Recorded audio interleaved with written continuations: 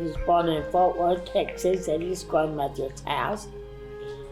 He lived there for a while, and then they moved to New Mexico.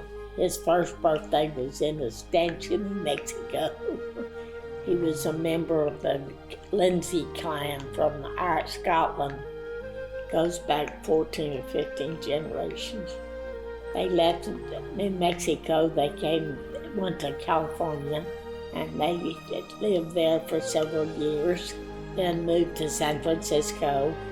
And when he was a junior in high school, they moved to St. Louis, Missouri. Then they moved down here his senior year in high school. He graduated from Lamar. And when he graduated, he went to ACC. That was where I met him. We dated for 2 years before we married. He got his degree in physics with a minor in math and Bible. And he got a job in Fort Worth at General Dynamics. He enjoyed that. It was in research and radiation effects. He was colorblind. He would come up with the most awful clothes because he didn't know what he had on. He didn't know gray and green and dark blue. That was always a challenge. And I put his suit, his shirt, his tie, his handkerchiefs, socks, the whole bit. And I said, don't you change them. He led singing at the old Southeast. He looked down, he had one black shoe and one brown shoe on. He was a jewel. He was a dyed-in-the-wool scientist. And then in '82, he went with an oil company. That's when we did our traveling. That was lots of fun. Scotland and Austria. I loved Austria. He kind of worked on the side building electronics to do different things. He would put out a model of this board and each little piece that had to be put in there, and then we all got to use the soldering iron to solder the pieces in, and I think it was burglar alarms. He did burglar alarms. He did a wristwatch that helped with hearing because of the way it vibrated.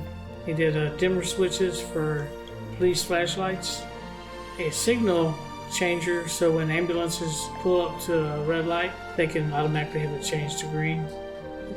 He could play the jug and the piano. He has a dulcimer, harmonica, and he played at the banjo. He was a master at the jug. He loved his kids upside down and backwards. He was a very caring person. One of my favorite memories of him is he got up at 6 every morning and he'd go back into the study. I'd go back there and he'd have his Bible open and he'd have the church sick list open and he would be in prayer. And that was so sweet. He was an encourager. We've all our times in life where we needed a boost, and he never hesitated. Whatever he was called to do, he'd do it. He was a quiet man. He was just a gentle soul, but then he was a kid at heart too. I watched him play with my grandchildren, and he would get down on the floor on their level.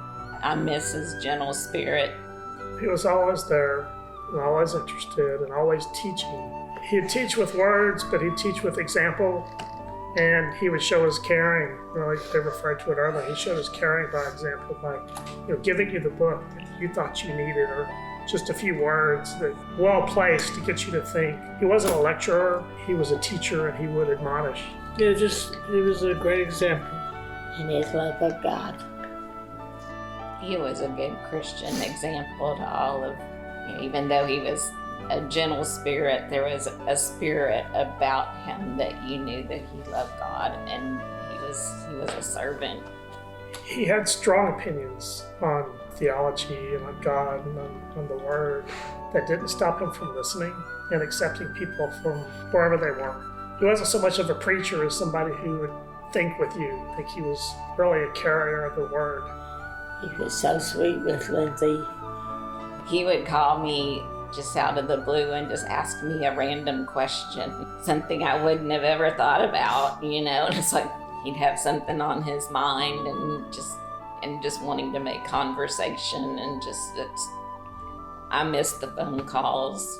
My kids grew up. My son learned how to be a mechanic on airplanes. Jesse and Grandy enjoyed talking about that together. And my daughter got a degree in Bible, and they enjoyed talking, discussing that. So until he passed, they could hold some good conversations together. And my daughter Jenna and him were always either trading books, or Jenna would borrow one, and I don't think it ever made it back sometimes, but he was still interested in them and met them on their level.